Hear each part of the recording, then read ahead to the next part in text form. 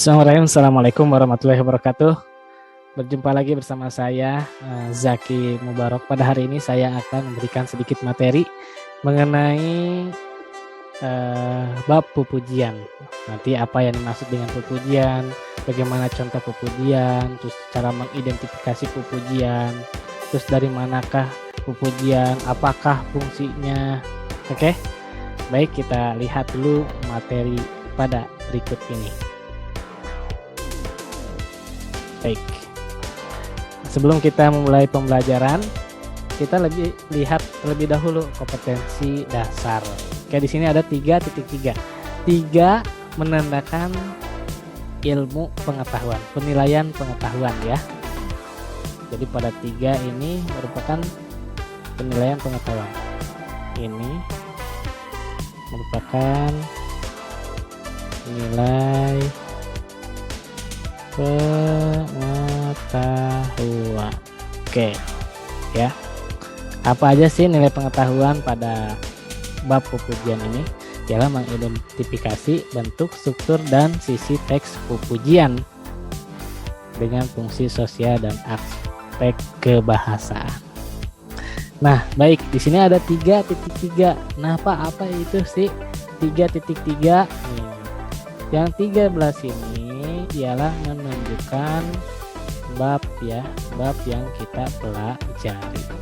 Jadi jika Anda ingin mendapatkan nilai pengetahuan, maka kalian harus bisa menguasai mengidentifikasi bentuk, struktur, dan sisi ya, bukan sisi sih, tapi isi teks pupujian dengan fungsi sosial dan aspek kebahasaan.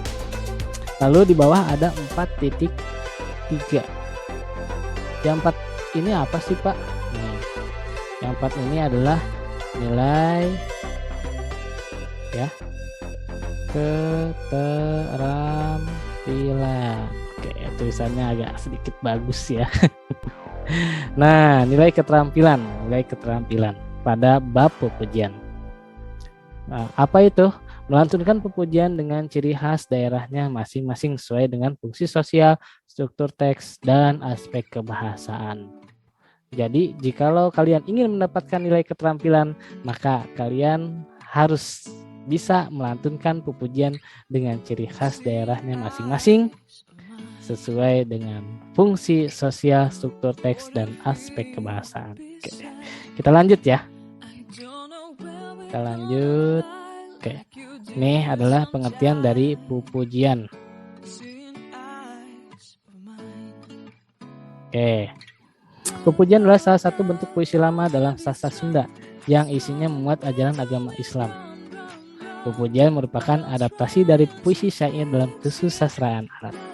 Baik, teman-temanku, anak-anakku yang Bapak cintai, kalian pasti tahu kan lagu dari syair Abu Nawas kayak Ilahi lastulil firdausi ahla wala akwa alan nari jahimi. Nah, itu juga merupakan syair, tapi syairnya dalam berbentuk bahasa Arab ya, itu syair.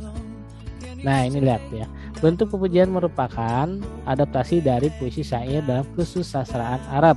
Bentuknya pun pada umumnya sama persis dengan syair dalam bahasa Arab, yaitu terdiri atas 4 pada lisan ya, atau larik dalam 1 pada bait.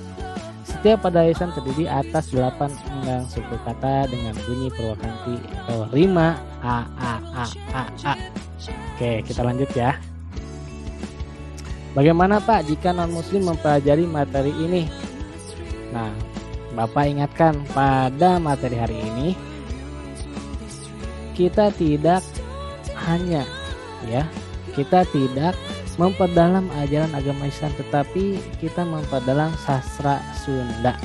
Apa itu? Nah, ini adalah contoh pupujian.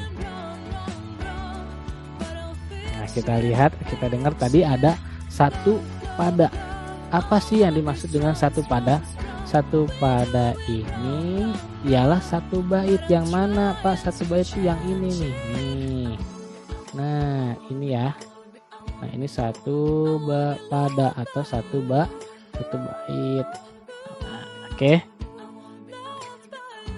Nah dalam satu pada umumnya terdapat 4 pada lisan atau yang disebut dengan larik atau yang disebut dengan baris. Nah yang mana? Yang ini nih tuh.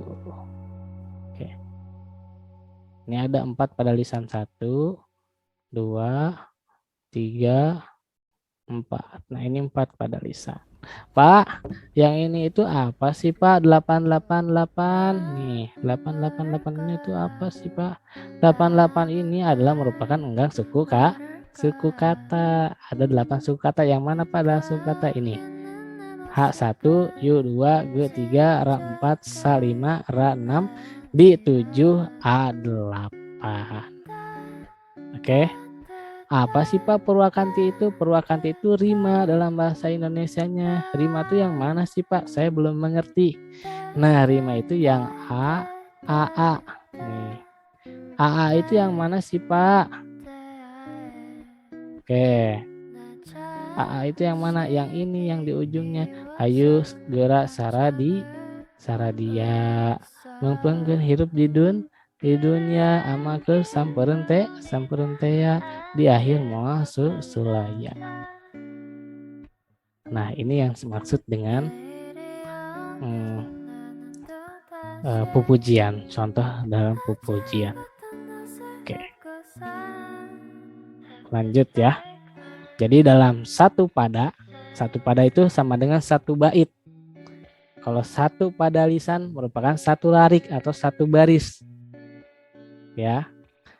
Jadi pada umumnya pupujian ini terdapat dalam satu pada terdapat 4 pada lisan. Tetapi tidak hanya 4 pada lisan, bisa saja 6 pada lisan atau 8 pada lisan.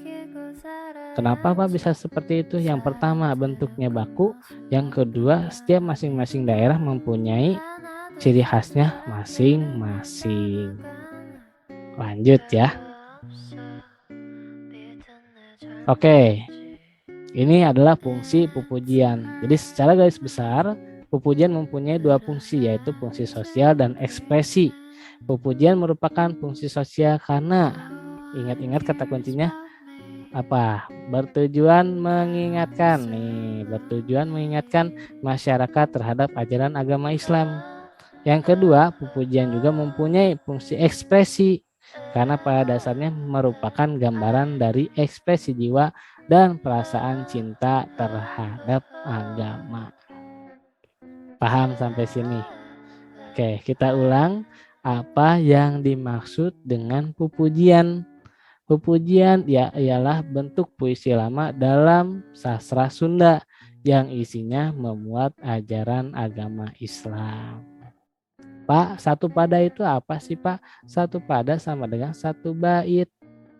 Kalau satu pada lisan merupakan satu larik atau satu baris. Kalau enggang itu apa sih Pak? Enggang itu adalah suku kata. Perlu diperhatikan ya. Oke, rimanya harus sama a. Oke, kita lihat video berikut ini.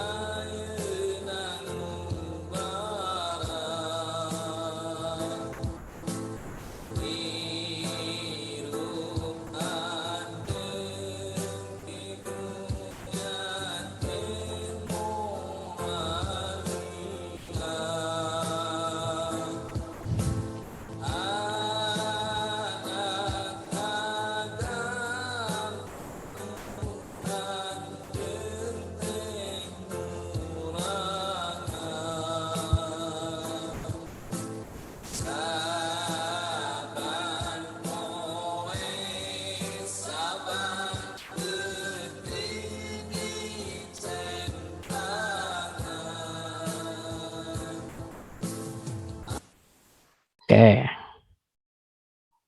Nah, itu adalah merupakan salah satu bentuk pupujian dengan fungsi sosial, yaitu mengingatkan kita terhadap ajaran agama Islam. Oke, mungkin cukup sekian pertemuan hari ini. Kita ingat-ingat lagi apa itu yang dimaksud dengan pupujian. Pupujian merupakan puisi lama dalam sastra Sunda yang isinya memuat ajaran agama Islam. Ada berapa pada sih? Ada berapa pada lisan sih? Dalam satu pada terdapat 4 pada lisan pada umumnya, tapi bisa juga 6 pada lisan atau 8 pada lisan. Mengapa Pak bisa beda-beda seperti itu? Yang pertama ya, bentuknya tidak baku. Yang kedua, menyesuaikan dengan daerahnya masing-masing. Biasanya setiap daerah mempunyai pupujian yang berbeda-beda. Lalu ada berapa fungsi dalam pupujian tersebut? Ada 2 fungsi. Yang pertama fungsi sosial yang bertujuan untuk mengingatkan kita terhadap ajaran agama. Yang kedua adalah fungsi ekspresi, merupakan gambaran jiwa dan cinta terhadap ajaran agama. Oke, mungkin cukup sekian materi pupujian yang pertama pada hari ini. Mohon maaf apabila ada kekeliruan kata. Wassalamualaikum warahmatullahi wabarakatuh.